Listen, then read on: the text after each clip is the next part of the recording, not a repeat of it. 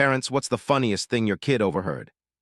My son, let's call him Leo, turned 8 last month. All he wanted for his birthday was a neon green bike he'd been eyeing at the local shop. He talked about it nonstop for weeks.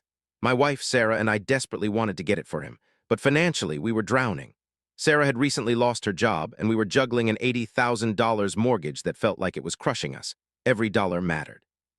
We had some brutal late-night budgeting talks after Leo went to bed. No eating out, canceled subscriptions, scaled back groceries. The stress was real. We tried to keep it from Leo, but kids pick up more than we think. Sitting him down to explain we couldn't afford the bike yet was one of the hardest things I've done as a dad. He looked crushed but nodded and said, "Okay, Dad, I understand," before heading quietly to his room. I felt like a failure. That night, Sarah and I were lying in bed, drained, going over numbers again. It was about 11 p.m. and we were just done. I muttered, "All right, that's it. I'm pulling out," meaning the conversation. Sarah, half asleep, replied, "Wait, I'm coming too." It was just two exhausted adults tapping out of a brutal financial talk. We didn't think anything of it. The next morning started like any other, sunlight, coffee. And Leo came downstairs, fully dressed, backpack on, dragging our biggest suitcase, the one we use for family vacations. It was stuffed to the brim. He walked straight to the door and said, dead serious, "All right, it was nice knowing you guys. Have a good life. I'm out of here."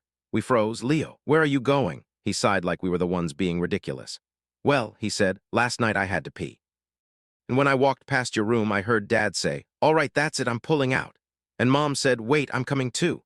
And I'll be damned if you guys leave me here alone with an $80,000 mortgage and no damn bike.'" We were stunned for about half a second, then lost it, doubled over, crying, laughing. The poor kid looked so confused, borderline panicked. We sat him down and explained what those phrases meant in context, that we weren't abandoning him and definitely not over a mortgage or a missing bike. He was so embarrassed but clearly relieved. He unpacked the suitcase, muttering something about adults being weird. And he still wants that bike. We're working on a plan to help him save for it. In the middle of all that stress, his totally sincere misunderstanding gave us the best laugh we'd had in weeks. Sometimes kids hear just enough to get it hilariously wrong. Anyone else have a kid totally misinterpret something you said?